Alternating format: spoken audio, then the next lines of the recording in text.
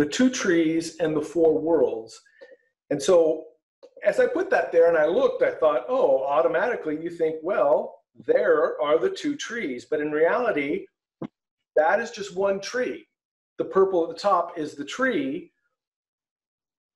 The second tree is here in the very center of that tree.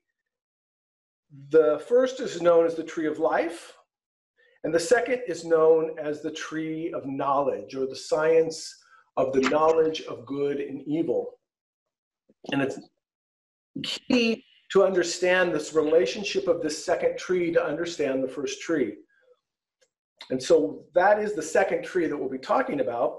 But what you see down here is actually a reflection of the tree of life.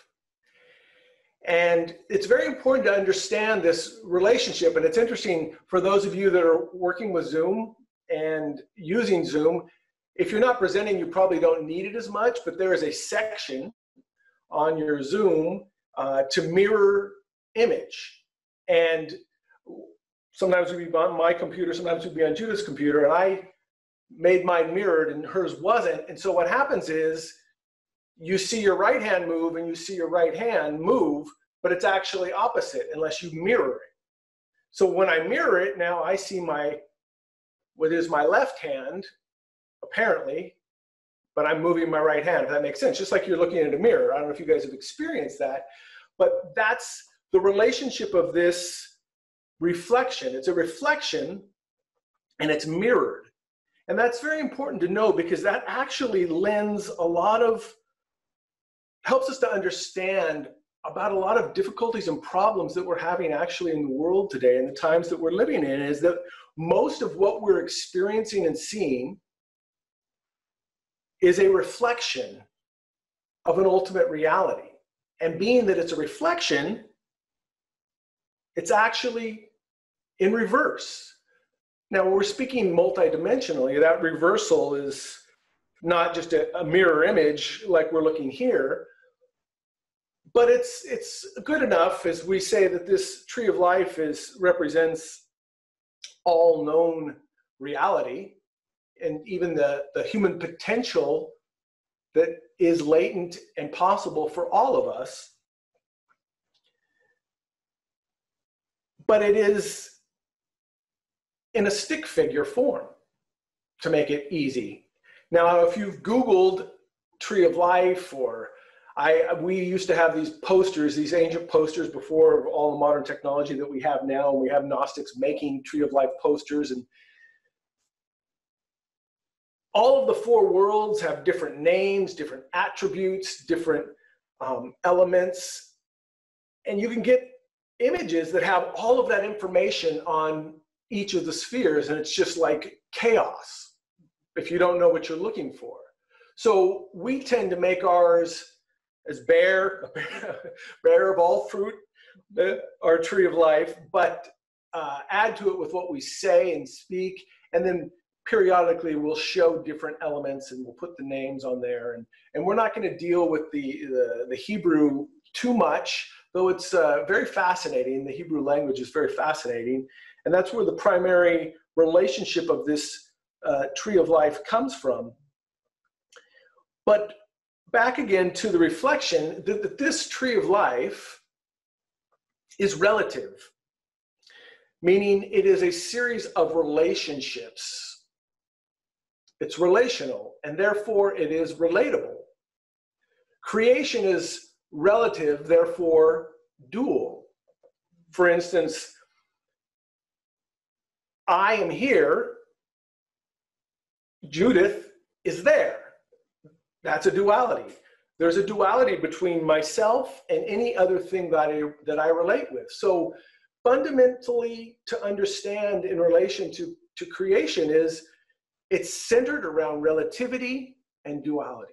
Our perceptions and all that we experience fall into those categories, more or less. Now, this class that we're giving is titled Climbing the Tree of Life. So if one is longing to climb the tree, and again, the tree represents all of the known universe through all dimensions. all capacities and human potential in a very simple diagram.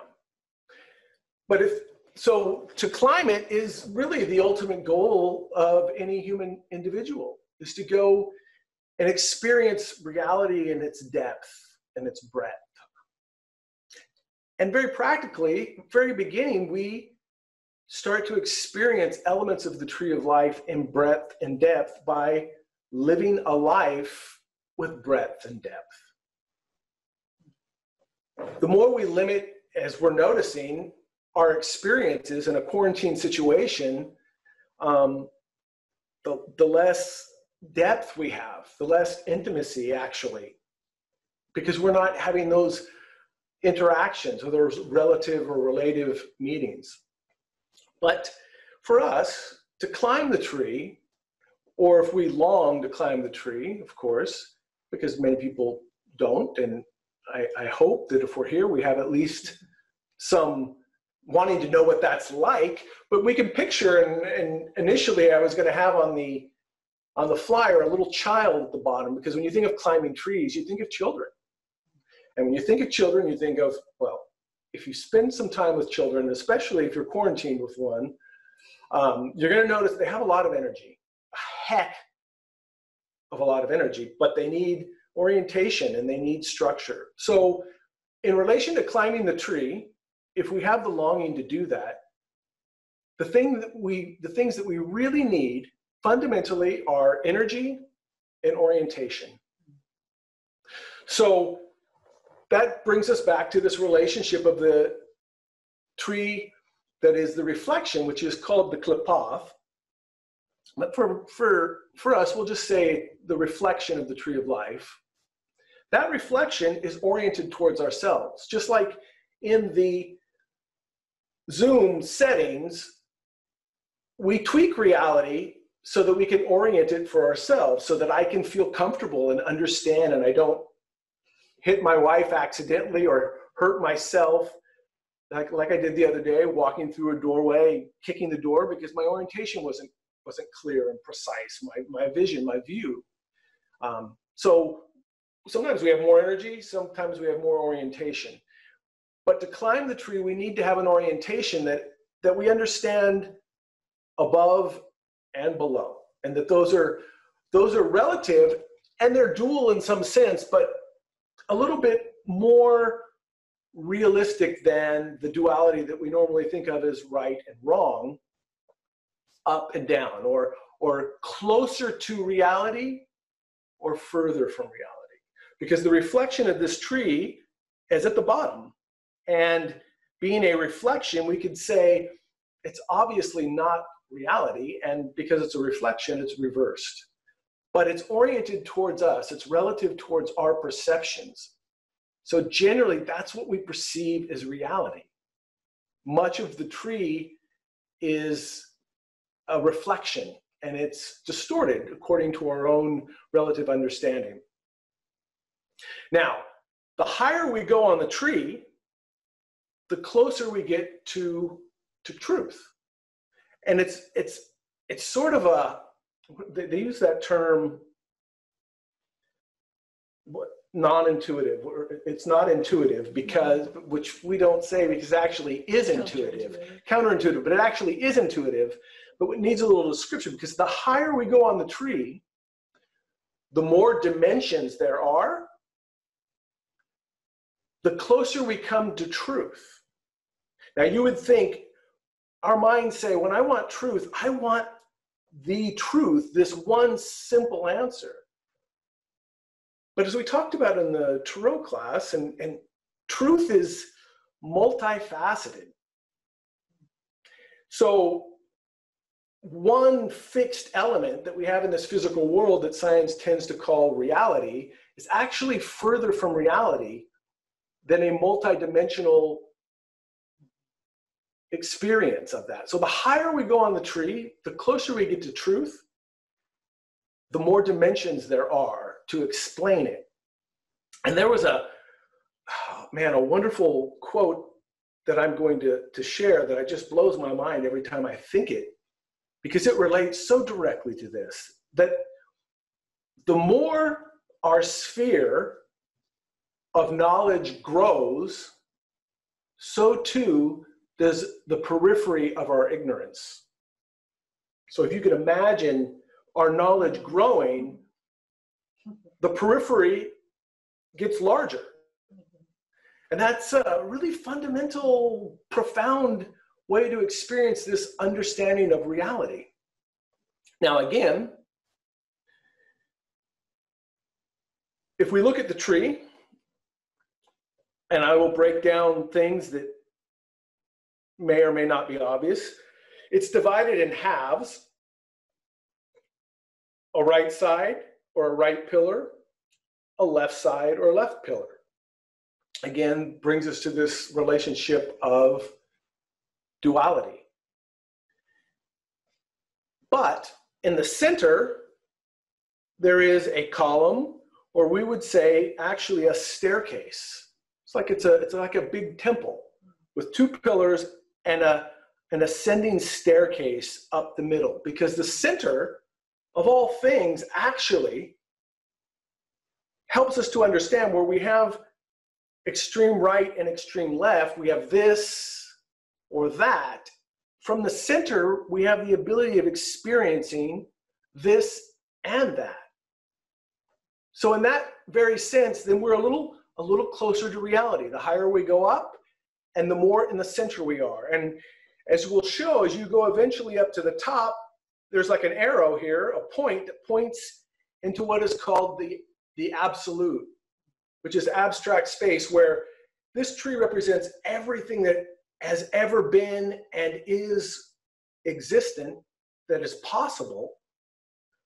In the absolute, there is everything that has been and could be and also never has ever been.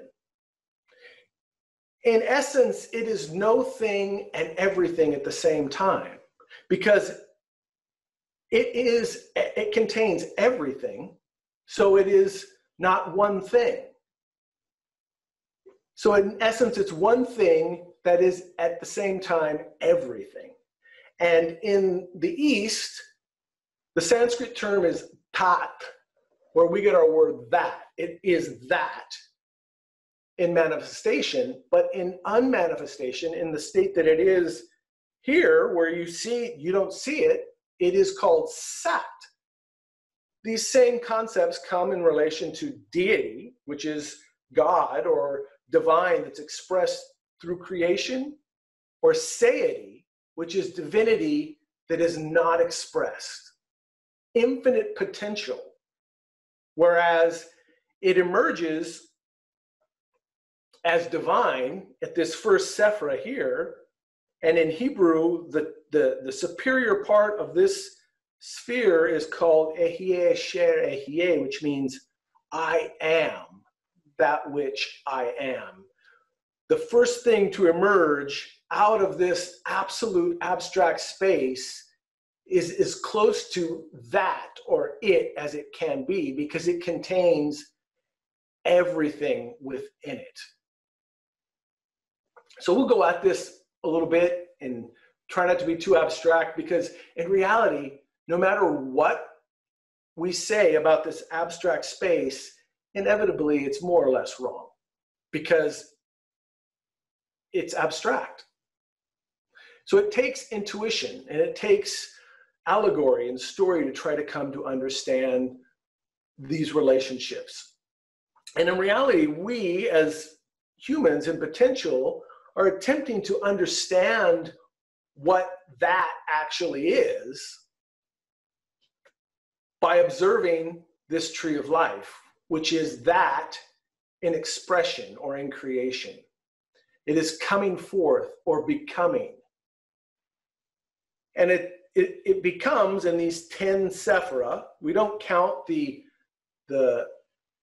this tree of knowledge, it's a separate tree by itself, 10 eternal relationships. And in Kabbalistic tradition, which I will go back and forth a little bit to, because this more or less comes from the Jewish tradition, though we'll draw from a lot of other influences.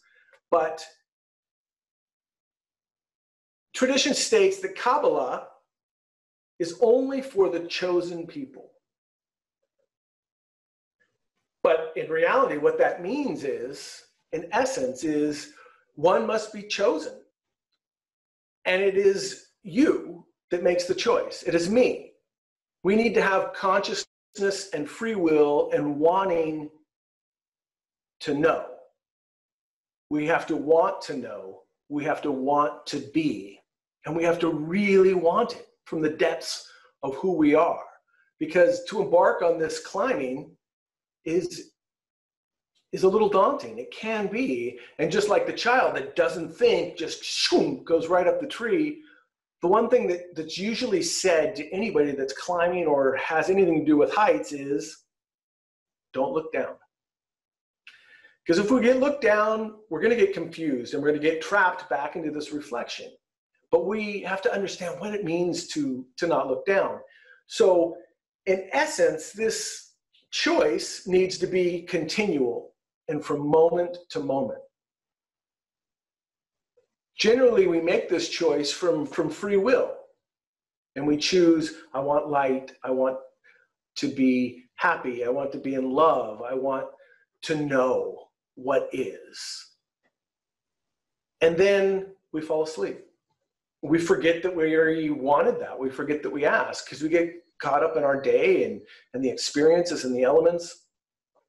So in essence, Kabbalah is for those awake or awakening or awakened.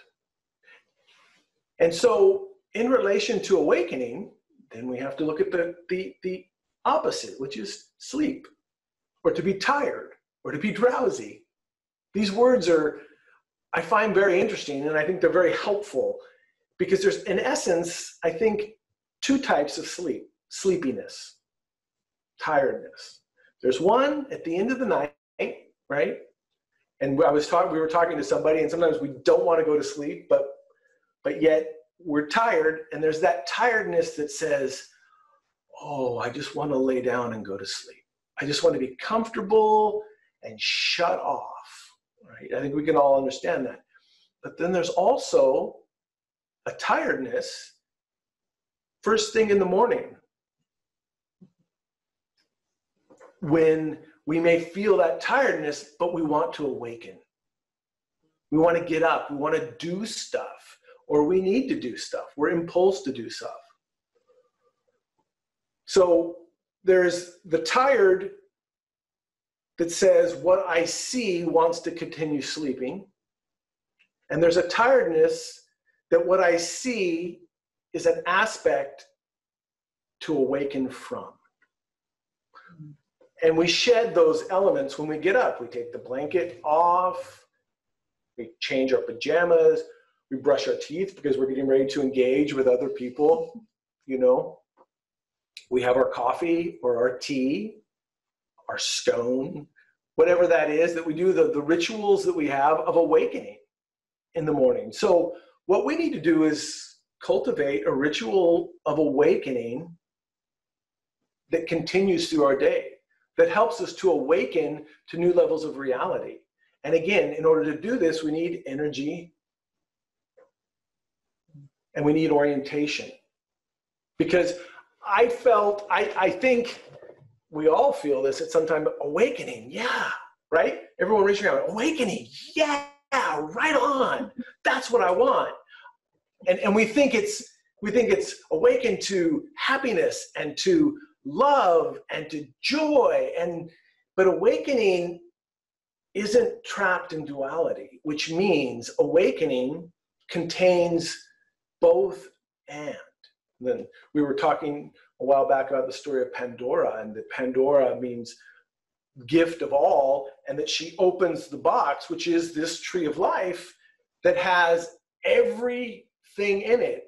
Every good thing is countered with every opposite, and vice versa, until everything emerges and manifests, and one thing that's left that never leaves, which is hope.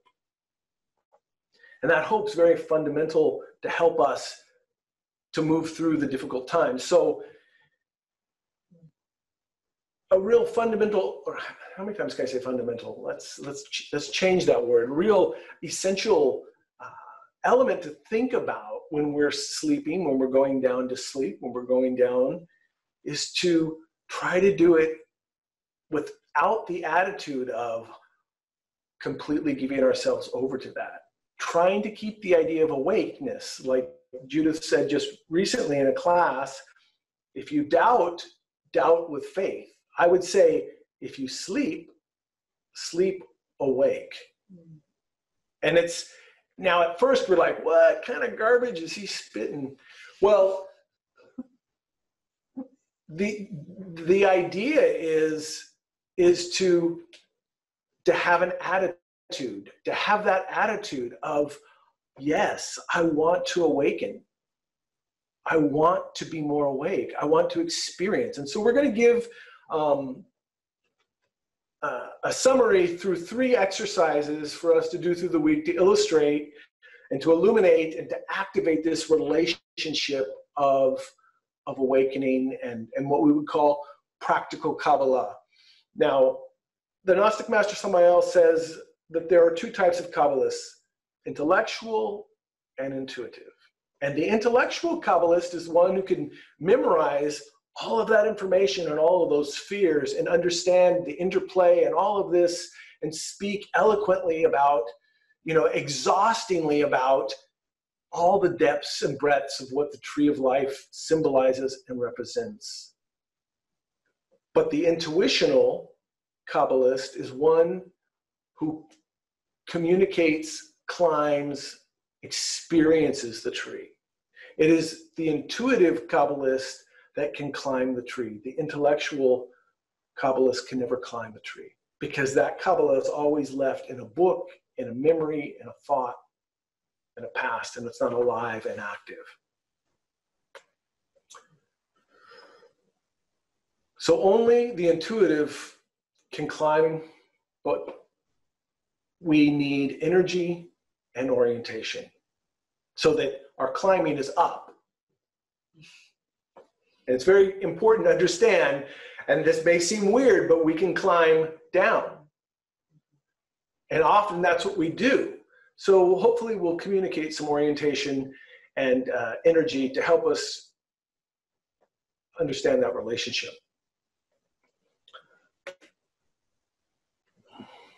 So we can see, literally, you can see that the tree of life is like a giant storehouse, a library. It's contained with archetypes, science, consciousness. It is a term that uses psychotechnology. Did I say that right? Reliant upon intuition, which is an ancient form of technology, actually. That's why we don't completely understand past civilizations, because we don't possess the consciousness or the intuition to utilize their technology. So the technology lies latent there. The same as with the tree of life.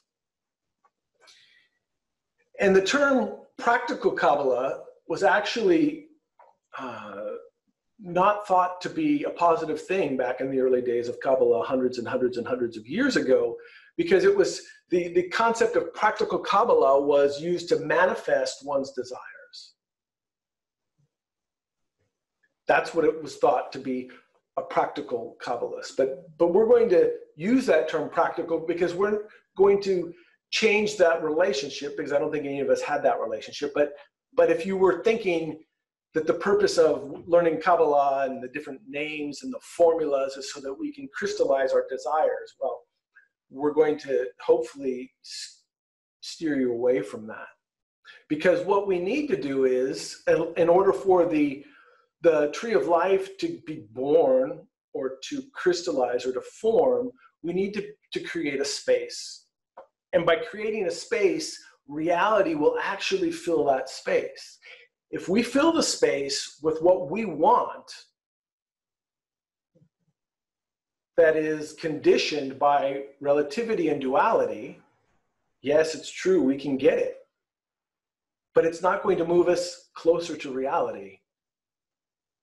because it's going to be of our own creation. And if we understood completely reality, we wouldn't be trying to recreate things. So, on the topic of hope, which is a beautiful, beautiful topic, there is an aspect of the teachings of Kabbalah known as the Shekinah or the Shekinah. My Hebrew is not that great, so I don't know if anyone here knows Hebrew very well.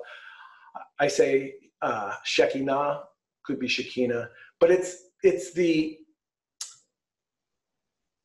glory of the indwelling presence of God. It is feminine in quality and in nature. We could say it's the gift of God or the grace. In Hebrew, the word is Hannah. Hannah, if you know the name Hannah, Hannah means grace, or essentially hope. And it's said that this indwelling presence is present whenever 10 are gathered in prayer. And that is the symbol of what the tree of life represents. This other that I find very fascinating, a man and a woman, if merited, have Shekinah between them. If not, fire consumes them. And according to one interpretation of the source, the Shekinah is the highest of 6 types of holy fire. And when a married couple is worthy of this manifestation, all types of fire are consumed by it. So it's the essence of the divine principle itself, fire, light. And it's said that this Shekinah is the dwelling presence that, whether we experience or not, it's the hope that's here, it's in the tree of life, it's in reality all of the time, waiting for us to acknowledge it. And in the Gnostic tradition, we refer to this Shekinah as the Divine Mother, the Divine Feminine. And I think that you might generally feel that the archetype of the Jewish God is a male God, but I'm going to break that concept for you, hopefully, because it's actually not true, and it's literally not true. So we'll talk about that in a moment, but one element is this relationship of the Shekinah, or the divine presence. And the word Kabbalah comes from Kabel, which means to receive. So in one way, the tree of life itself is a reception. It emerges from the absolute creation, and we receive it as a manifestation, and we see it. So it's received or receptive, which means, in essence, that the tree of life itself is feminine. Also, Kabbalah comes from Kabel, which means the individual receives that teaching in our consciousness when we want it, when we long for it. And again, we could look at the tree of life and we see 2 poles, a right and a left, and those 2 poles are active and passive, or we could say masculine and feminine. So it's divided, balanced within the tree itself. But also, as I said, that the tree being received is receptive and is feminine itself.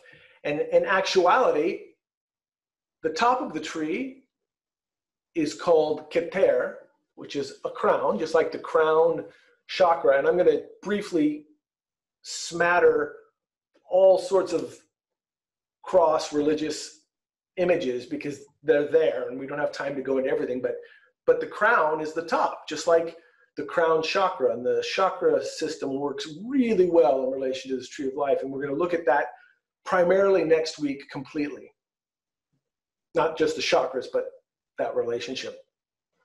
And at the very bottom of the tree of life is, I'm going to go to this real quick and then come back. At the very bottom of the tree of life is this Sephira here, which represents the physical world, which in Hebrew the term is Malkuth, which means kingdom. So in essence, at the very bottom is the kingdom, At the very top is the crown. And it's separated by many, many dimensions and many, many expressions of creation.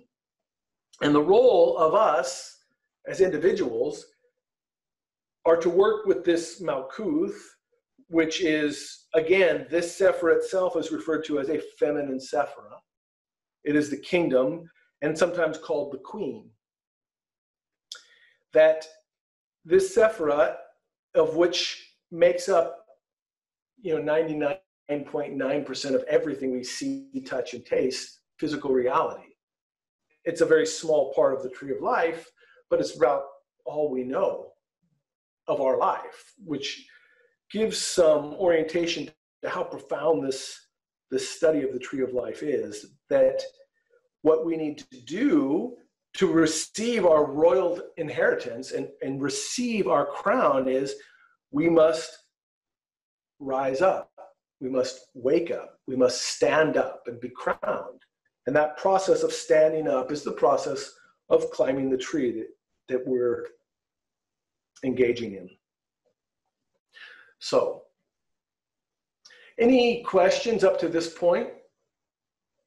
I'm going to work at giving space. You're going to give a little pause for any questions. Again, you can chat or unmute yourself if you want to ask anything verbally. But let's try to keep them to just what we've talked about and what was said, and then later we can open it up to anything and everything.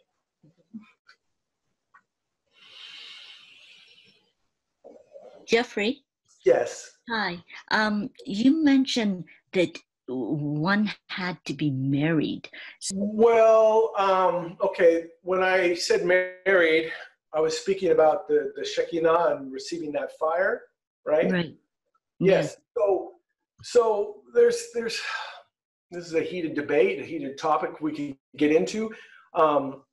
There's legally constituted marriage, Correct. and there's actually constituted marriage. And in relation, if you look back at the very beginning, the Bible, the story, the first married couple, and this is not just a historical account from the Gnostic point of view. It's much more abstract and much more profound. But just to put it in context, first married couple, Adam and Eve, right? They didn't have a wedding ceremony. What they did is consummated their wedding. And Adam knew his wife. Eve knew Adam. So that intimacy of the sexual union is actually a sort of marriage contract in the eyes of creation. That's part of it. And we'll get deeper into that because that really gets to the heart of what we're going to talk about, this tree of knowledge, which is in Hebrew is called da'at. And where we get that relationship that we say carnal knowledge. It's knowledge of another individual. Intimate knowledge. Okay, I guess I was... laws that we use primarily in the physical world are sort of reflections or mirrors of laws. And it's really about the affirmation and the confirmation of one's union.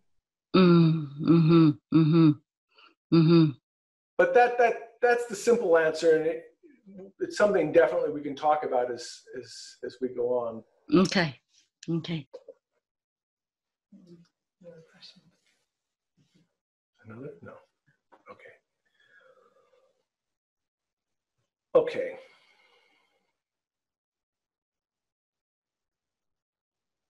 So this relationship of the tree of life isn't just a Jewish construct, and actually almost every tradition in one way or another honors or worships this relationship of the tree as a symbol. And so I'd like to just show a few, because there are many that we could relate to. This first is Krishna, the Kadampa tree, and Kadampa means dove, and that he stood at the center of this tree, and by playing his flute, made all of creation. And this tree,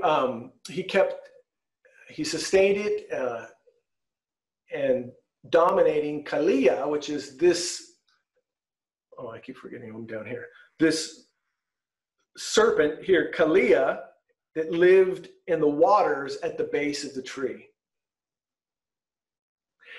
I point that out because you'll see that there is just symbol after symbol that just repeats, and it's just, as Master Samael would say, undeniable that there is a relationship of the truth in all of these traditions. Here in Buddhist tradition, Buddha himself was born under the Shala tree from his mother, whose name was Maya, and in Sanskrit, Maya means illusion, who supports herself by the flowing branches. And he takes, if you can see there, 7 sacred steps, those 7 lotuses, very similar to the 7 chakras, and he's being witnessed by the trinity of Brahma, Vishnu, and Shiva.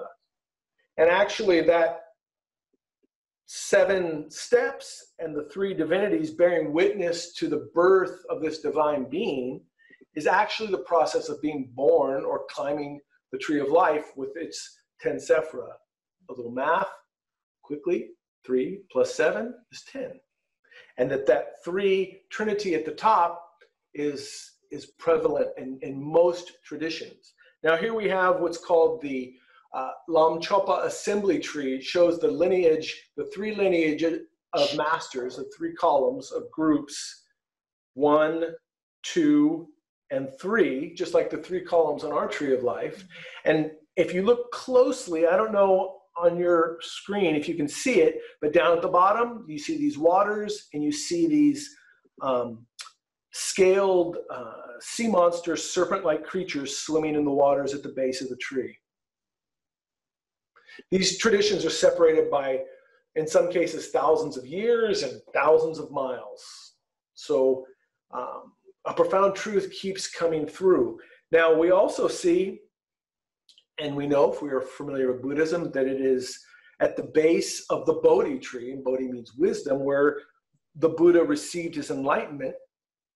And he's flanked by his 2 most notable disciples, Sariputra and Malgayana. And Sariputra means, represents strict adherence to the doctrine, and Malgayana was spiritual powers. So it represented the grace and spirituality and the teachings, which is the 2 pillars of our tree of life are mercy and justice. So a very strong similarity there. Now, this is in the center of this tree is where Hun Hanapu from the Mayan tradition, he was converted into a tree in the underworld. And the underworld is that tree that was reflected in the first slide.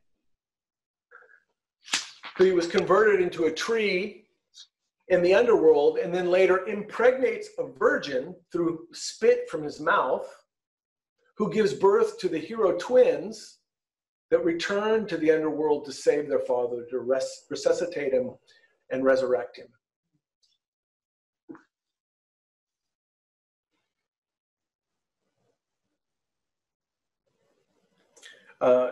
In the upper left, we have the birth of Adonis from his mother, the myrrh tree, who was converted into a myrrh tree by Aphrodite.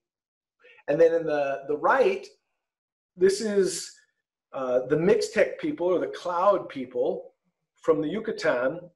These 2 divine beings or angels, you see 2 columns and a central tree in the center that are working to give birth to a divine God.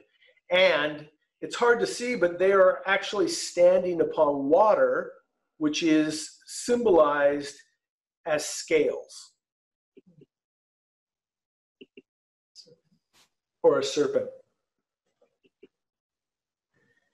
Which brings us to the Yggdrasil tree that the gods planted. The tree known as the Yggdrasil was planted in the middle of the world, and these are 3 different depictions of them. And that Odin in the center there is hanging upon the tree for 9 days as a sacrifice to receive the divine teaching or the runes. And at the base, if you can see it there, are the 3 Norns, these 3 women that represent past, present, and future. And what's very interesting about them is that their work is to take the waters from the great well. There's 3 wells, and they take the waters and then pour them out to nourish the tree so the tree would stay alive. And only the center female individual, who is the present, has the ability to nourish the tree. That means we only in presence, in the attention, in the moment now, complete mindfulness, are we able to really nourish the tree.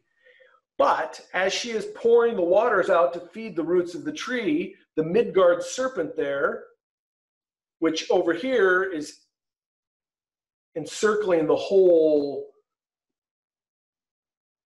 reality, here is circled but fighting to swallow the waters for itself.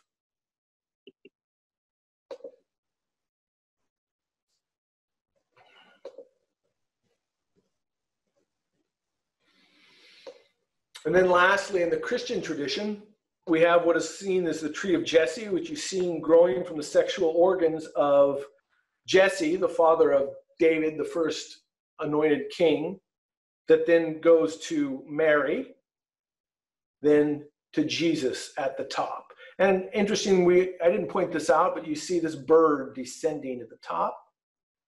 Many of those trees, the Yggdrasil tree has a bird at the top. Many of them have birds at the top. We'll talk about that in a minute. And then here, this other tree is really the tree of knowledge. And it said that that's the tree that Jesus was crucified on.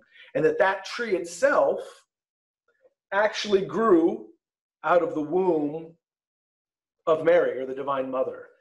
And at the top, we have this pelican, which was a symbol of the Christ because it represents, again, Christ as a principle, not as an individual, because Christ is the substance without limit, which is the absolute abstract space, which is at the center of every point in creation, and that this tree of life and every point of creation is within that absolute.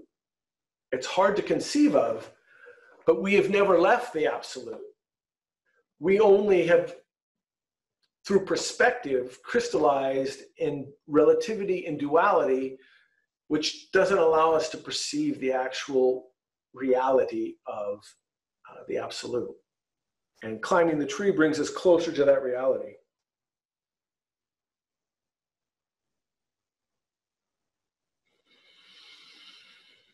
So, of course, brings us to the 2 trees, the tree of life and the tree of knowledge.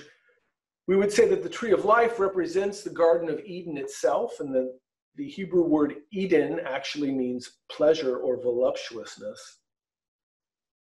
And that we fell away from that experience of pleasure because we ate from the tree of knowledge of good and evil and crystallized the sensation of pleasure, the pleasurable sensations in creation, into good ones and bad ones, relative to my perspective. Judith and I were just talking before this class about a perspective of the camera view. What's the best camera view? And it's, I think, a perspective, even if I'm the only one that thinks that it's this way, it's still a relative perspective that possible. But here we see in this bottom right corner, one of my favorite pictures of all is this relationship of the tree of knowledge with the serpent entwined up it, giving the fruit to which Eve is feeding the sick and the dying. And you can see that food is here is bread, and interlaced within that fruit of the tree are skeletons or skulls, and this prominent skull. And in the same tree, the Divine Mother is reconciling or rectifying all of creation and feeding the saints and the repentant and the angels. This is an angel back here.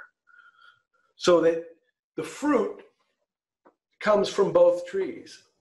And here we have the relationship of the tree of life, which is in essence Kabbalah, the study of Kabbalah, and the tree of knowledge of good and evil, which in essence is the teachings of alchemy, or the means by which we fabricate the reality within the tree.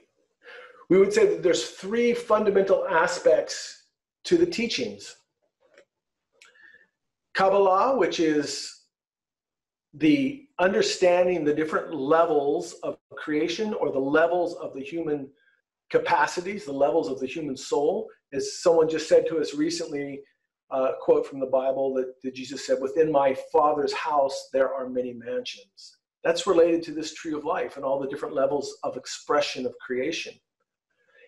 The second is the teachings of alchemy, which are the teachings of the tree of knowledge, that are the elaboration or the fabrication of those different capacities and states. The fusing together of spirit and matter, where we would say that matter is just the inferior pole of the more subtle spirit. So as I said, more true, the higher on the tree, the more close to spirit we get, which is the more subtle form of matter, where matter is the more gross or dense form of spirit. So Malkuth, the kingdom that we reside in at the very bottom, is primarily dominated by matter completely, wherein the superior part of the tree is primarily all spiritual. I know, my nose is driving me crazy. So interestingly, this tree of knowledge, or the tree of dot in Hebrew, means knowledge, is the same word as from Greek, which is gnosis. So it's the essence of gnosis, what we're teaching. The third aspect of the teaching, so we have the study of the soul, Kabbalah, the fabrication or the elaboration, or how to crystallize those states of consciousness through alchemy. And third, psychology. And that is understanding the state of the soul where we are, which is that factor that we began with, orientation. How can I go anywhere if I do not know where I am? So first I have to know who I am, and subsequently what I am not. Because the dream is, we look down and see this reflection and we say, I am all of this, which is relatively true in potential. But without the keys of alchemy and utilizing the energy to integrate all of these parts of the being, the parts of the divine, we're only that in potential. And potential and reality are two totally different things. One is illusion or Maya, and the second is the Buddha, or the awakened one that was born from Maya. First, we need that vision. We need to see what's possible. But we have to do. We have to work. We have to walk. We have to climb. It's an active element. So we need the combination of active and passive realities work together.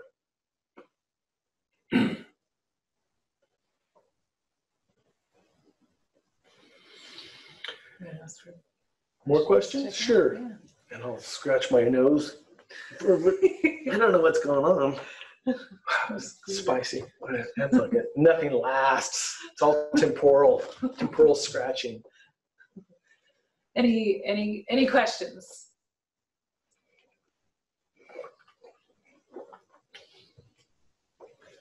Okay. Keep going. Let's keep going. So now, traditionally, we've given this course many, many times, and so have many other Gnostics in different ways, and different relationships, different comprehensions. And often we begin at the top and work our way down. But for us, I think it's very important that we begin at the bottom and work our way up. That being said, we are going to do a quick rundown from the top tonight, and then we're going to begin the work next week at the bottom. Just to help orient us. Because if we don't, because we're talking about potential, and to understand potential, it's important to understand this relationship of creation and its unfolding.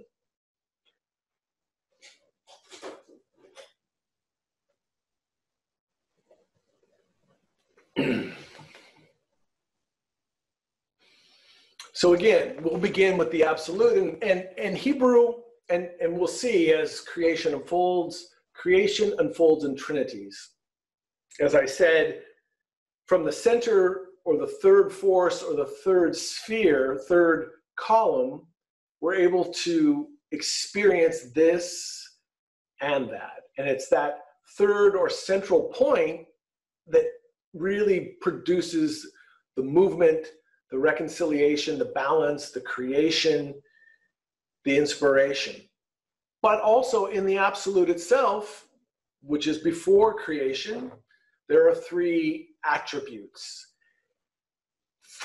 And this is wonderful because spiritual science teaches us, or helps us to understand, the question that we're trying to figure out scientifically now is, how does something come from nothing? I mean, it's always created a conundrum for me, that science can explain all things back to a point where everything in the known universe is compressed into some tiny thing. But where did that thing come from? Well, spiritual teachings help us to understand that, but it takes some intuition and some abstracting of our mind. So in Hebrew, the center of this absolute abstract space is called the ayin, which means the nothingness. Now, we could say nothingness, but a better word would be no thingness, because as I said before, it is the thing that contains everything. It said that its center is everywhere and its circumference is nowhere. Abstract terms to express. And from this absolute abstract space, which is beyond conditioned life, beyond that which is relative, we could say that the being of our beings, or the father of our father, the parents of our parents, exists. And that being, which is before creation, is non-being. And a way to describe this, I think, is very beautiful to look at a tree itself. That a tree, if we could look outside, we've got several beautiful big trees right outside our window here, contains hundreds of thousands of pine cones, a pine tree or a tree, millions of seeds, that each of those in potential can become millions of trees that will each contain millions of seeds, that will each contain millions of trees, on and on and on. So negative existence, or non-being, is the potential of everything in nothing, because it's in potential. So there is an undulation of this no thing and everything. And in Kabbalah, the second aspect of this absolute abstract space is Ein Sof, or the limitless. So there is the nothingness and the limitless, or we could say the nothing and the everything, but uncreated, which is difficult to comprehend. But there's an undulation, a movement between these two abstract elements. Nothing and everything, and nothing and everything. And that process produces a light, which is known as the Ein Sof Or, or the limitless light. And that light then, because of the complexity of this nothing and everything, manifests the wanting to understand what is the point between the no thing and the everything. And so it unfolds as a light or as a beam or as a ray, which we call the ray of creation, that comes from the no thing and expresses as a duality in creation.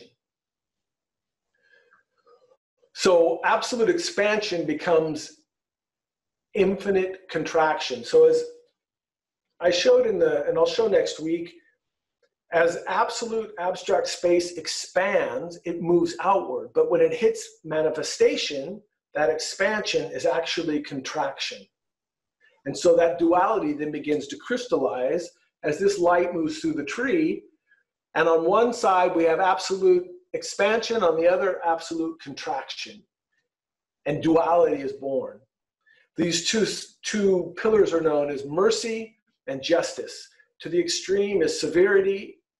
To the extreme of mercy is tolerance or complacency. So there needs to be some intermediary force, as I said, to equilibrate and to actually crystallize and create. So there is a midpoint, as you see as it unfolds between these two pillars.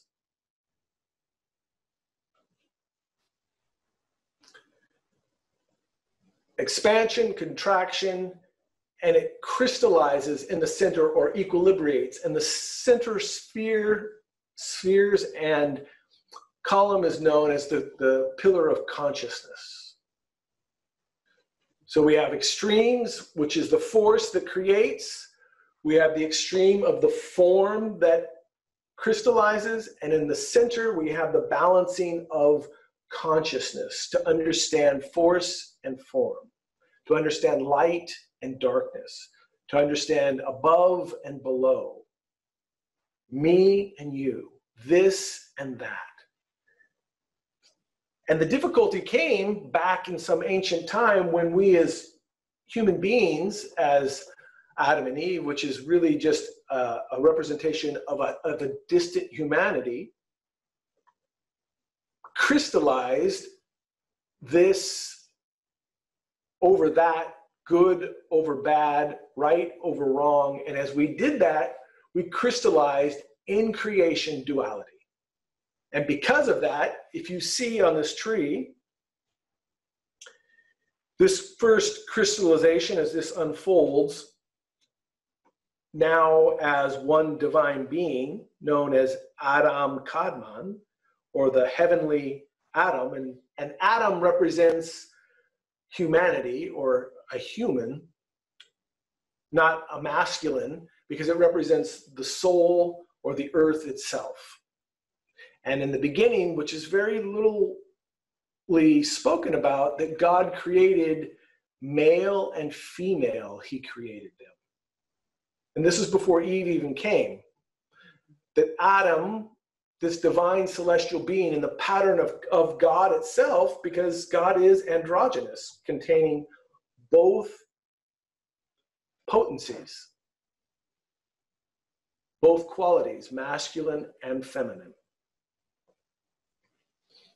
So you see that there are three triangles, one here, one here, and one here. And then after those three triangles of harmonious creation, we have this lonely little guy down at the bottom, which was the crystallization and the separation from the tree of life due to the misunderstanding of the tree of knowledge, which was allegorized as the eating of the fruit. It's a fallen sephira is what it's referred to. Mm-hmm. You know, so it's one that dropped into denser creation. It became dense as a complication. Mm-hmm. And that's our kingdom. Mm-hmm. That densest sphere is our kingdom, our earth. Of which, more or less, we rule over. Mm-hmm. and more or less it rules over us. Interestingly, in this form of creation, as we said, this relationship of creating space so that we can create, we know as we work to understand ourselves and our interactions in the world, it is fundamental to create space, separation between a thought and an action, between an action and a reflection. Because if we don't have that space, real potential, creative potential can't reveal itself. We're just moving from thought to thought to thought to feeling to feeling to feeling to action to action, and we're acting without consciousness. In order for consciousness to be born, there needs to be space. It's interesting, there's this relationship that matter tells space how to curve. And space tells matter how to move. There's an interplay between those two elements. And for us to work in the material world with consciousness, we need to create space. The analogy that I use all the time, that's crazy itching, sorry. Should turn the screen off if the itching's bothering you. That I use all the time, the difference between a symphony and a cacophony, or a mess, a noise, is the space between the notes. If every note is played simultaneously, it's terrible noise. But when space and relationship are put so that the notes have a context to move and separation, a beautiful symphony is possible. And actually, if you put space between any notes and kind of play them, anybody can pretty much make a tune. You don't have to have exceptional understanding or knowledge. I know I play music, and I played more when I was younger, and I have friends that didn't play music, and they would pick up the instrument, and I would always marvel at, hey, that sounds like a song. That sounds like a song. Space and matter, or separation and notes, automatically produce something unique, a creation. So for us to understand this relationship, let us now look how it expresses, as we say, through the multiple dimensions or levels of creation.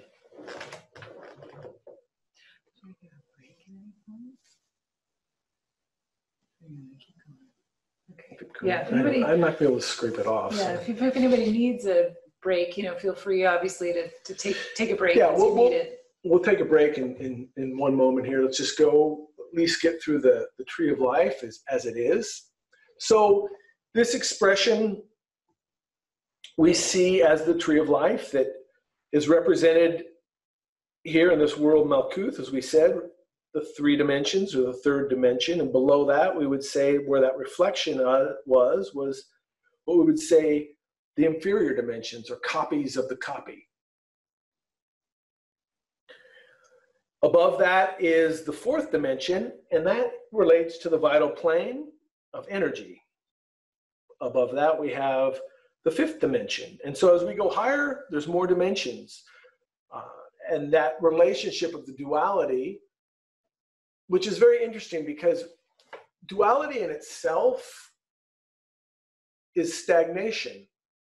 I know we often think of stagnation as one force that is static and not moving. But in this creation that we're living, the competition of two opposing forces actually is stagnation. It doesn't produce movement. Oscillating back and forth, vibrating. And that's why we use that relationship of vibration, because vibration is a way to gauge this rapidity of movement between cause and effect, or aspects of creation. And that is helpful for us to work to perfect these elements of the tree of life, because it was said that space was created for the purpose of perfecting nature, or this tree of life. Space, and wherever space emerges, time comes with it. Because if there is a space, if we were moving through space, then there's a time separation between objects. So time and space is created for the purpose of perfecting these elements of creation. So if we look at these three triangles, as we said, and this fallen Sephira, and again, these spheres are called in Hebrew Sephira. Plural is Sephiroth. Sephira is singular. That spirit represents this superior triangle. The soul of the tree represents this middle triangle. And the body is these four lower spheres, this triangle and the fallen Malkuth. So the traditional names in Hebrew, converted into English for easy listening. The top is Keter, the crown. The second, if you remember how that ray moved down through the tree in this fashion. Oops, let me go back for a second. Is Chokmah, or wisdom. The third is Binah, which is intelligence or understanding.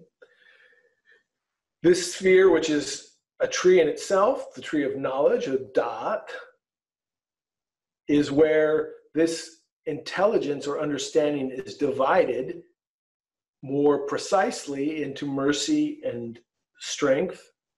So mercy, chesed, is this tree here, this sphere here. Geburah, or strength. Tiferet, or beauty. Netzah, or victory, for those of you who are interested in Hebrew. Hod, or glory, sometimes called reverberation. And this sphere, which is very important for us in this topic, is Yesod, or foundation. It is the foundation, if you see, of the whole tree above, but it's also the foundation of this kingdom. And it's the container that holds the energy that we need to access the rest of the tree. So if we look at this here, I love this expression, and we'll get a little more precise with the relationship. So this top, I put Father, Son, and Holy Spirit, but that relates to any Trinity that you can find, the crown three primary forces, active, receptive, and reconciling. But as that unfolds through the knowledge, it becomes the intimate spirit that has its divine soul, which is our divine consciousness.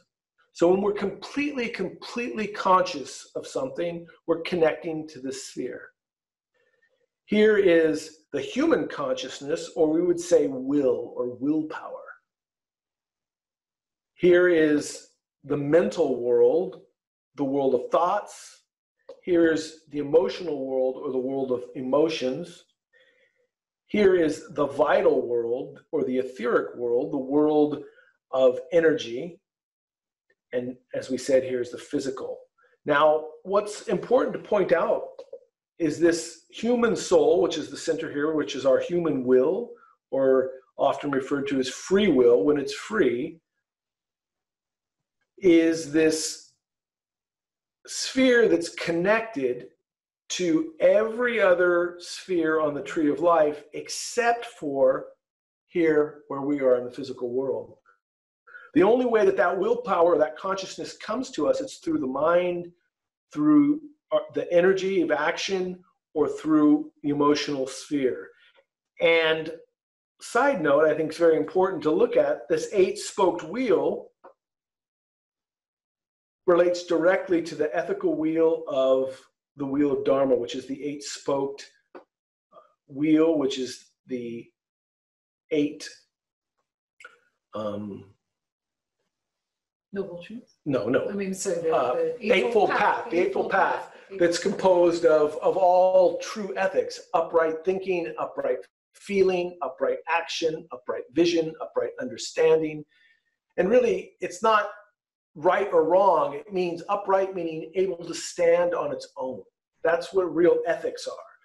Now, the other wheel that we see, that when this will is not free or it's conditioned, what happens is we have this other wheel, which is the wheel of samsara, and it's a six-spoked wheel, which are the six realms which we as human beings, as essences and consciousness, are born into when we're submitted to the law of karma and conditioned will, which is this sphere of will with inferior mind, inferior emotion, inferior energetic expression, the physical world, and the infernal worlds, which is symbolized here at the very bottom. Now, something to notice very beautiful about this is there are three primary elements that keep this moving, just like three positive elements that keep the tree of life moving.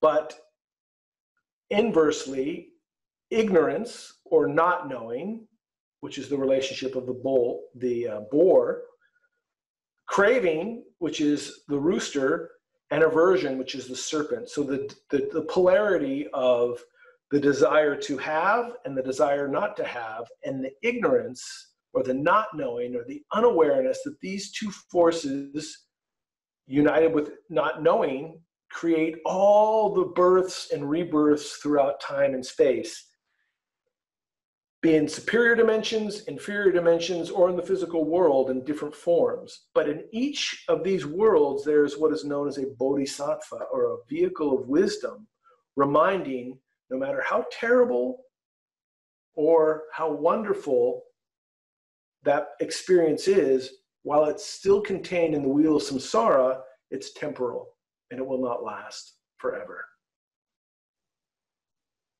We also have at the very top the goddess, the divine mother, the divine Tara, or the feminine form of Avalokiteshvara, as that grace and hope, and the Maitreya Buddha, or the Buddha of the future, pointing the way to liberate or leave the wheel altogether, which is contained in the understanding of the tree of knowledge, which is something that's fundamental and core to the teachings that we're going to look at. So lastly, on this relationship of the tree of life, we see from these three first sephira, symbolized as wisdom, love, and power, that is where these three columns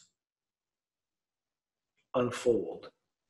The wisdom, or the conscious column, to the far right, love, which is the column of mercy or grace, and the left, the column of power or strength or justice. That then each of these three primary sephira at the top unfold and rule over the Father with wisdom in the head of this top triangle, love of the Son controls this second triangle with the center of gravity in the consciousness of the human will, and the Holy Spirit, the power of creating and balancing everything, in the sexual organs of the tree, whereas the power of the tree is manifested in this lower triangle. The top triangle is called the logoic. As we said, the center is the ethical, true ethics, which Judith has been talking about in subsequent Saturday meetings. And then the triangle of magic, as it were, or the influencing of matter. So let's, at that point, let's take just a quick break, and we'll 5 minutes? Yeah, a few minutes. A few minutes, as long as you come back. Yeah, do the washroom, and we'll start, take a stretch. Mm-hmm. And a time to type in any questions if you have any.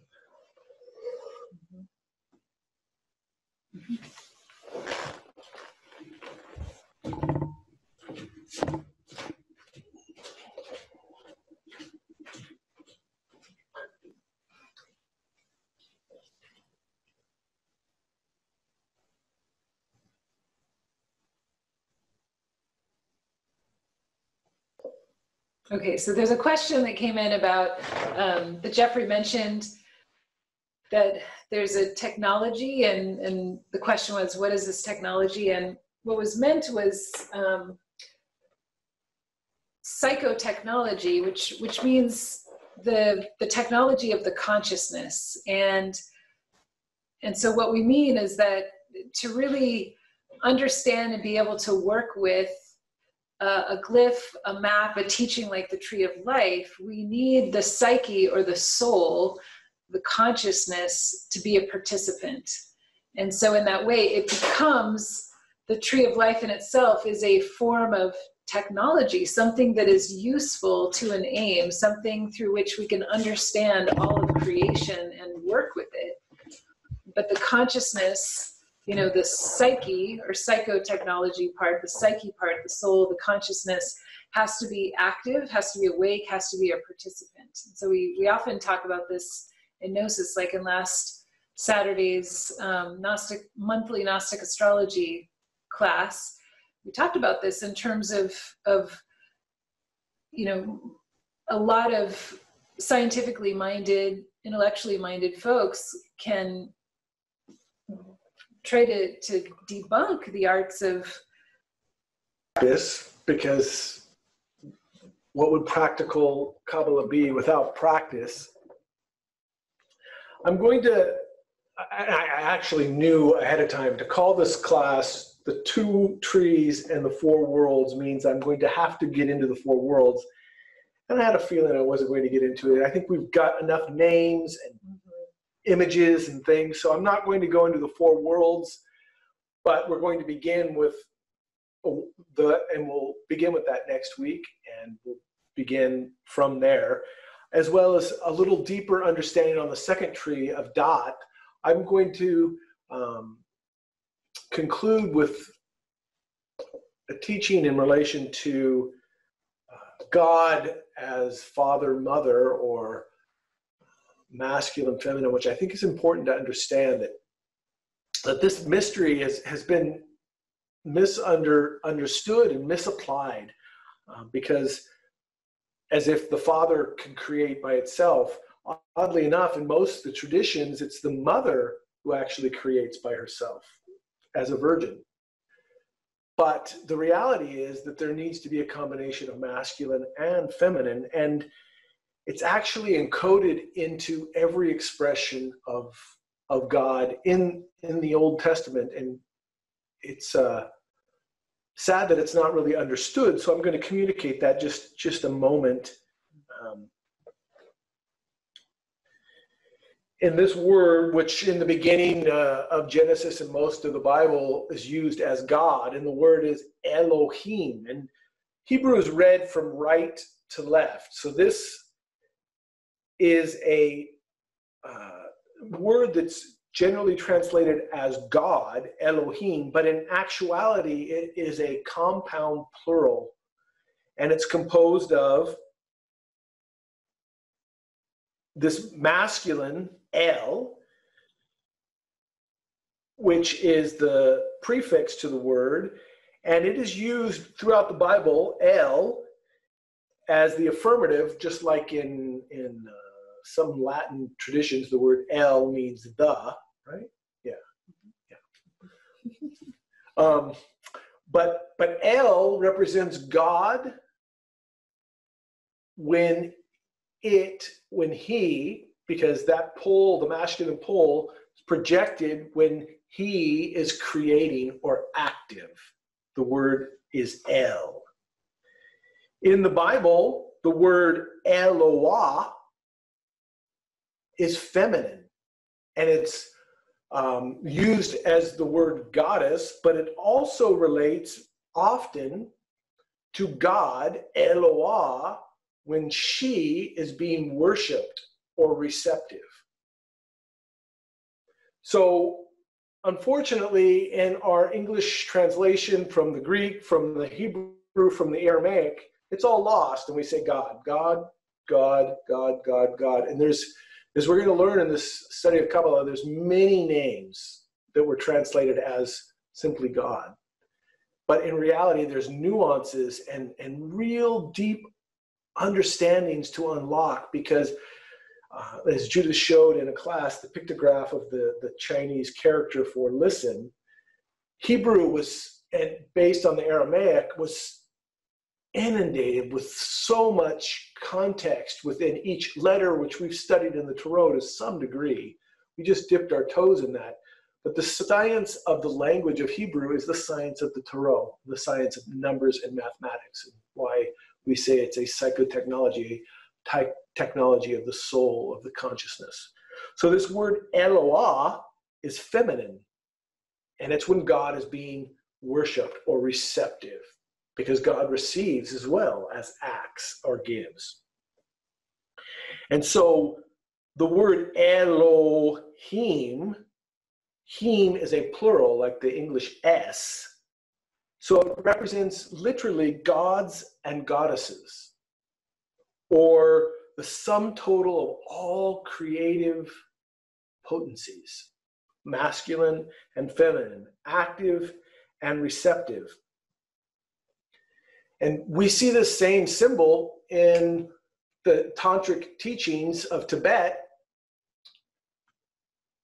in this form, that creation comes from the Yab-Yum, which literally translates to father, mother in Tibet. And it's commonly found in tantric iconography, and it depicts a male deity with a female deity seated upon them, and them together create all life. So as well, for us, we have to understand that relationship in order to create as well, to work with that creative energy.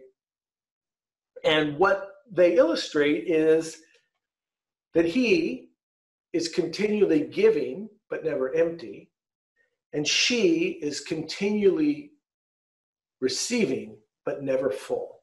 And that is the mystery. How can we engage and use the creative energy and never be depleted?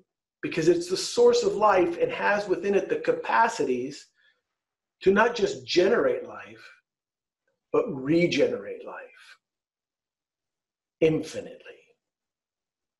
And so we will look deeper at this mystery next week.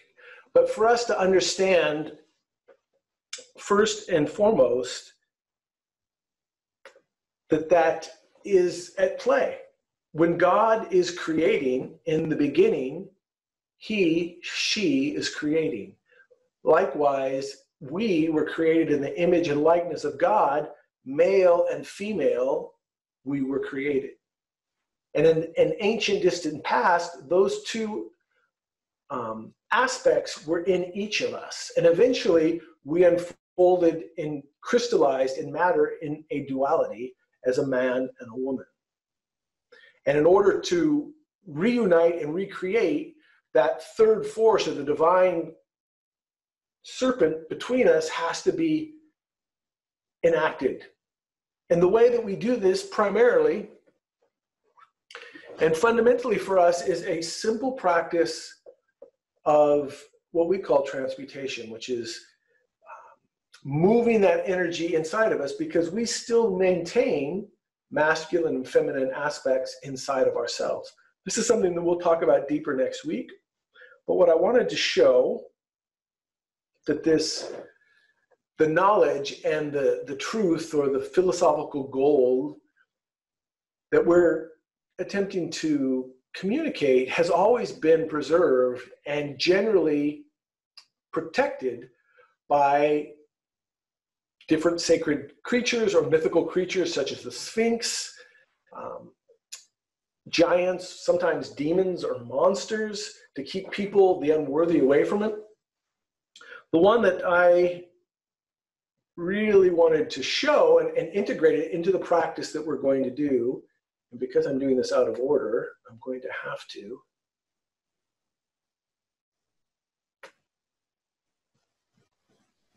find it. I don't know if you can see this. I hope not. Oh, great. Good. I'm in the back. I'm in the back section of the library, moving through all of the stuff that you're going to see in the future. But what I wanted to show is this mythical creature of the griffin, who is seen as the creature that protected the sacred knowledge. And I want to integrate this into a practice, so I wanted to show this slide, because the griffin is a creature, a mythical creature composed of two very distinct animals. The lion in the lower half, which is the king of the beasts, the king of the planet, the king of the world in nature, and the eagle, which is the king of the air. And both of them are exceptionally astute hunters. And why that's important is that we're going to utilize it in the practice to imagine this relationship. Also, the lion represents the fire of superior emotion, and this is why it's seated in the central point and grasping the heart of the divine being in the form of the sun, the solar goal. And the top part of the griffin's wings represent the two lungs, so that we have an image of the heart and the lungs. And so the practice that we're going to use works with both of those, because it's very poignant and then the times that we're living, two elements that are going to be fundamental to help us through these difficult times. And both of them relate to this griffin. So as we've studied, and Judith has shown in the relationship of the chakras, the element of the chakra of the lungs is the sound ah, and the heart oh. And as we know, this virus, that as it manifests in us, it fundamentally enters in and captures the capacity of the lungs, and that's where it then takes root. So if we can imagine this great creature, the griffin, is with the eyes of the eagle standing at the doorways of the lungs, represented by the two wings, which esoterically, the wings actually of an angel unfold out of the back, but unfold from the lungs. It's often not talked about, but you can see how the wings come out of the lungs, because they relate to the element of the air, or the spirit, the faculty of the spirit. And so we're going to work with a name, a mantra, which is to strengthen and fortify our lungs themselves, but also infuse our consciousness with this spiritual force. So the mantra is, the sound primarily is ah, which relates to the lungs. And we can imagine the griffin with the two wings as our two lungs, carefully and diligently protecting our emotional center of our heart, so that no negative impression comes into the lungs, and in the superior worlds, no negative thought or feeling takes hold in our mind. Those two elements together, which will be our exercises for the week, are fundamental for health and well-being through these difficult times. So we're going to use the mantras to strengthen the capacities of our lungs and infuse with spirit, and then concentrate ourselves like the eyes of the eagle, diligently observing so that no negative thought or feeling crystallizes inside of our minds. We'll talk more about that in the exercises, but I will just guide it through as a practice. So as we'll find out in relation to the different worlds, each of the spheres has a different name in the different worlds. There's 4 actually different trees, And in the most superior element of the tree is an attribute or force of God itself. And in this sphere of Tiferet, where the eagle is holding the sun, which is the heart of the tree or the soul of the human. The name of God is Eloah, just like we said Eloah, the feminine nature of God, the feminine divinity, the goddess. Eloah, pronounced Aloah, because they don't have vowels in Hebrew originally. So the or was shown later by dots, but it's Aloah va da'at. And so what that is, it's two series of three syllables. Eloah, literal translation is goddess or divine feminine, receptive. Va is like and or with, and da'at is knowledge. So goddess with knowledge. So that's the aspect of God that we're going to be working with. Remembering that this aspect is guarding and protecting and strengthening our lungs, nourishing our heart, as in the image, and then we'll enter into silence and use the mind to keep purity. So we're going to begin, as we normally do. Should we shut us off for this moment? I'm going to do this. We're going to go away for a moment. We're going to be here, but we're going to look different. At the very beginning, the exercises and the ability to climb the tree relies on energy and orientation. So we spoke a little about orientation and the need to keep the mind and the heart pure, which we'll do in the practice. But the first aspect is energy. We need energy to do this work. We do need energy, but a very special, particular type of energy. And it's a sublimated or transmuted sexual energy. The sexual energy contained in the masculine and feminine waters and seed need to be transmuted or elevated as we get to more higher levels of truth or reality. We're trying to subtleize that energy with the force of the will in this practice, which most of you, I think, have heard us do before or are familiar with, which is Hamsa, or transmutation. So we're going to begin by relaxing the body.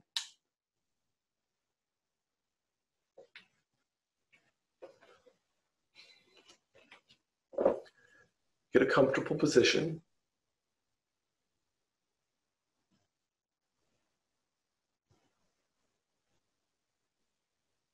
And remembering the Shekinah, the divine indwelling presence, the hope, the grace, that we've been afforded these elements, the ability to work with these elements inside of ourselves. So by feeling the hope and the longing to climb the tree,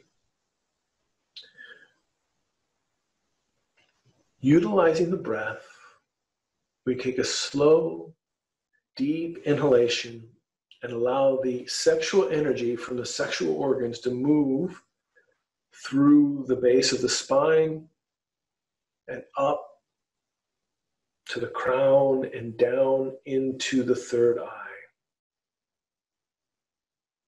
And there we pause and relax, and then send the energy into the heart. Again, this energy is the force of all life. Being the life force, it is the origin of all health and well-being. So the inhalation, which is slow and deep, mentally pronouncing Ham.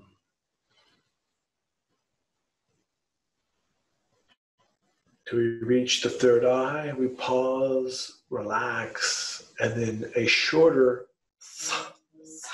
send the energy to the heart, causing the heart to expand, to feel gratitude and joy. Returning again to the sexual organs and inhaling mantra hum.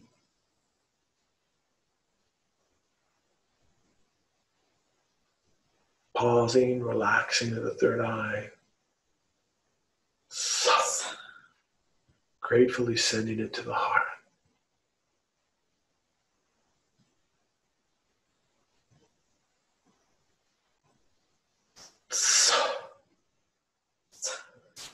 Let us continue. I will still guide, but find your own comfort, your own relationship and grateful attitude as we move this pleasurable energy through the body. Hum.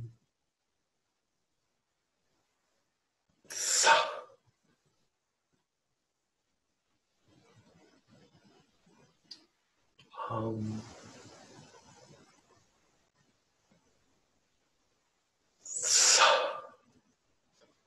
Hum is the slow inhalation up the spine. Pausing at the third eye, relaxing. Impacting, nourishing the heart, and again pausing, relaxing, and beginning again the sexual organs.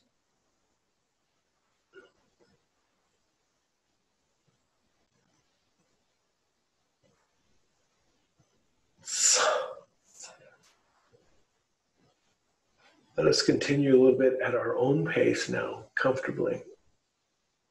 That same pattern.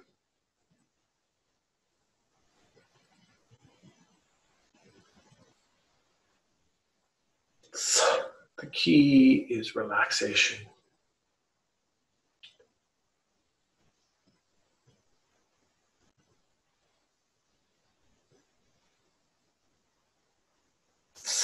The energy wants to move.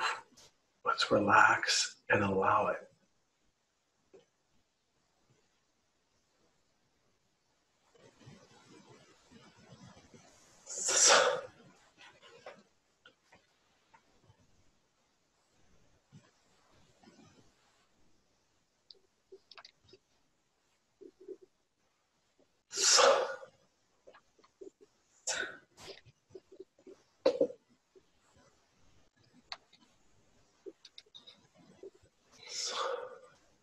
Pause now.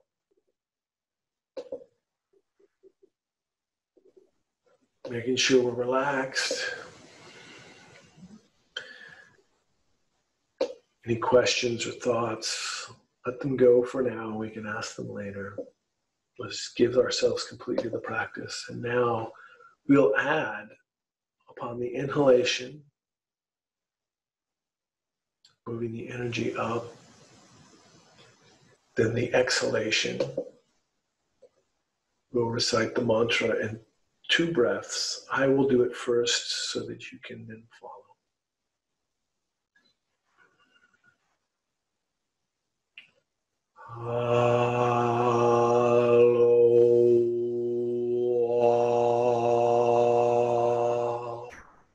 Focusing on the lungs and the chest.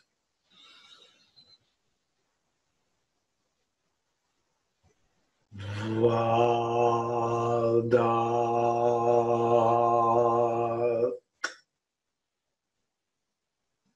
Together. Aloha.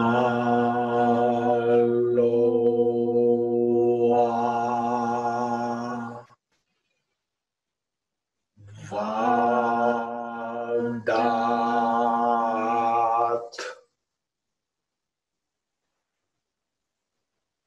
Aloha.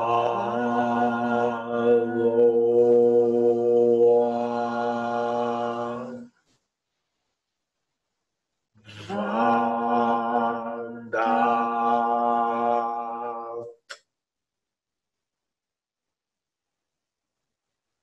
Aloha.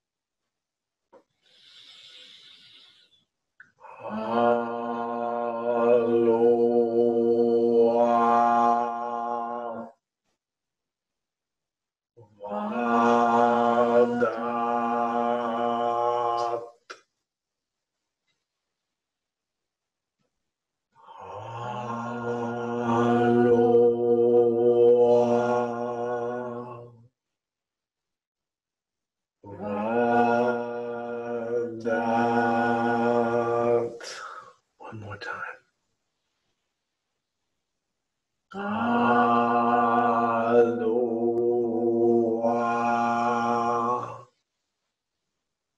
Vadat.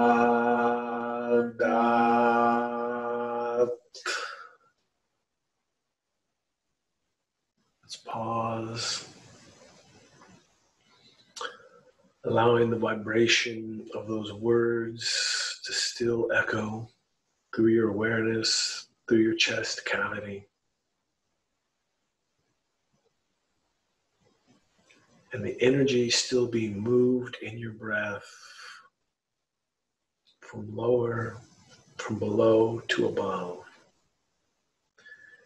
And then resting in the heart. And as we rest there, let us be as that mythical creature,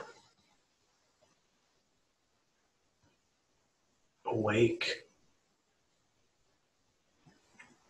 observant,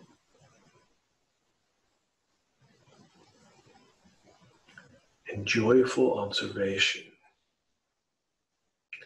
noticing any doubt,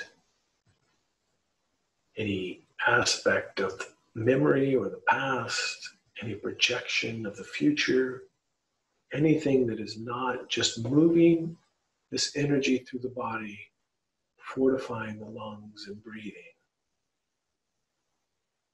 Purity, to be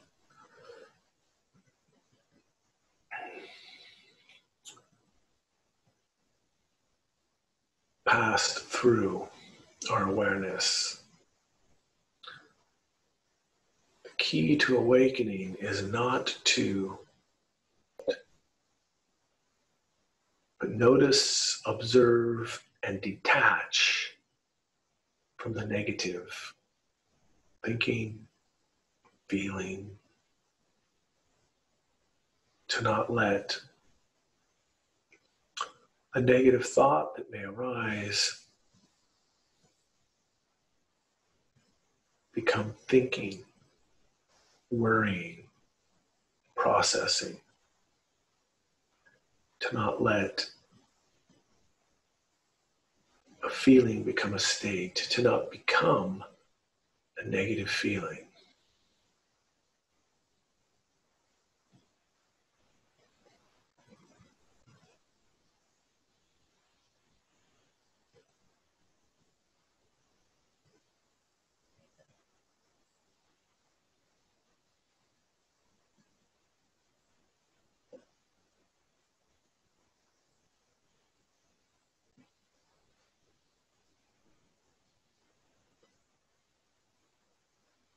It is fine to be influenced by information, even negative information, but to not be under the influence.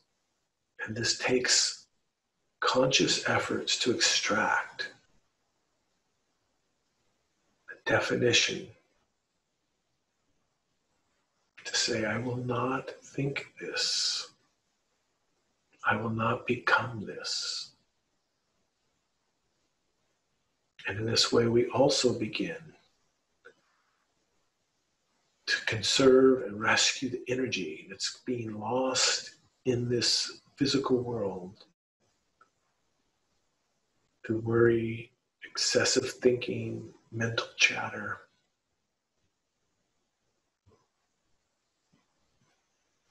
mechanical planning and processing.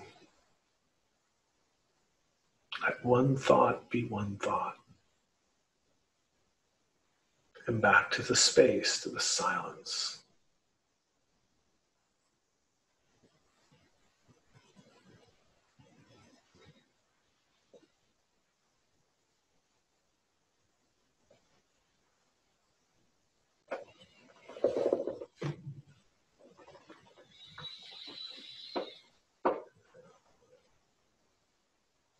Let us take 3 last deep breaths, and again, utilizing the deep, beautiful, breathy syllable ah combined with and say 3 times ah as a conclusion to the practice.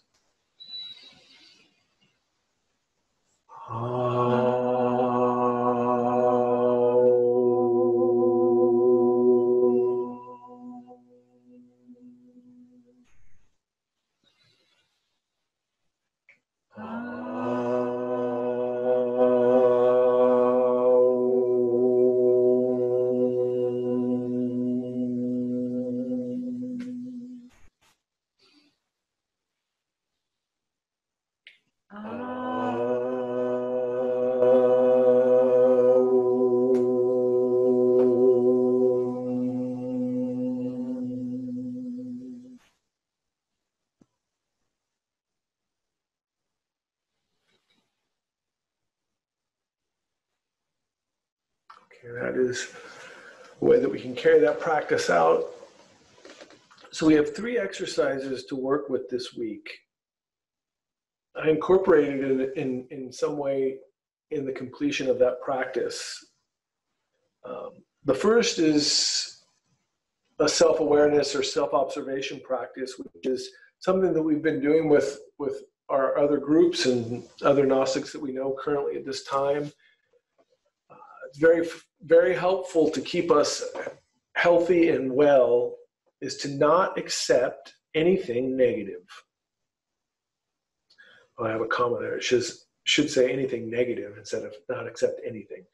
Anything negative. No thought, memory, criticism, state of anxiety, fear, negative comment, negative reading, thinking, feeling.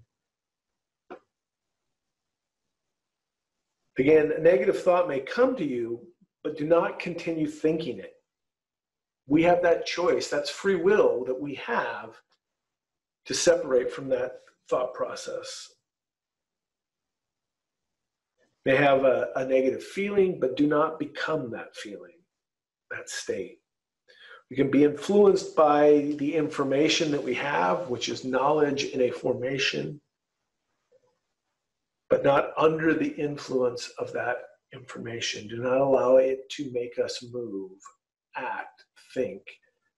Let us, if we're going to think, be choiceful, know what we're thinking. If we're going to feel, let us have volition to that. And if we're going to act, make sure it's not a reaction to something else.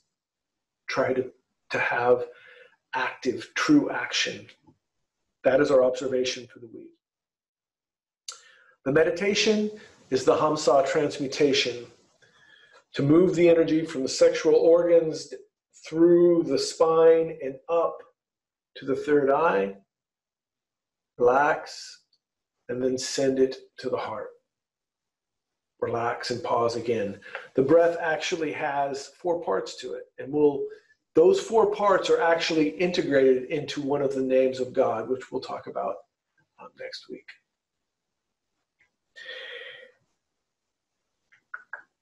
It's very helpful to feel gratitude, as if when we receive that energy into the heart, as if we're being nourished and we're very thankful, connecting to that feminine receptivity, Eloah, and thankful and grateful. The nightly practice, which we can also incorporate into this transmutation, is the mantra that we just did, Aloha Vadat, and feel the divine wisdom in the form of spirit or air fill and strengthen and heal your lungs and open your heart. The key to health and well-being is not the repulsion of some foreign objects, but it is creating a state psychologically and physically so that those foreign objects cannot affect you, infect you, and crystallize inside of you. So we do this with the praying and the mantralizing in the heart and the lungs, and then utilizing the mind to not accept negativity. And it's not that we say, oh, you're being negative, I'm not going to talk to you. No, it's making that deciding point inside of ourselves to not allow that information to generate negativity inside of you. Because Master Samael tells us that the most, in fact, contagious disease is the disease of negative emotions. So let us stop in the lungs and stop in the mind so that we can have an open and pure heart. So those are the practices. We'll send them in an email and On Meetup. And that brings us to the end. The one thing that I wanted to say, and if you want to stick around for a moment and ask questions or talk, we're here for that, is this is a virtual BC Gnostic Center, but we still have an actual one, though we're not able to go there. But that doesn't work. They still want us to pay for the space. So any donation that you can offer would be great. We have a PayPal account. Not through our website, but the PayPal using our email, gnosis@gnosisbc.com. And anything would be appreciated. So thank you so much. But fundamentally, we thank you for your time. Thanks for your presence.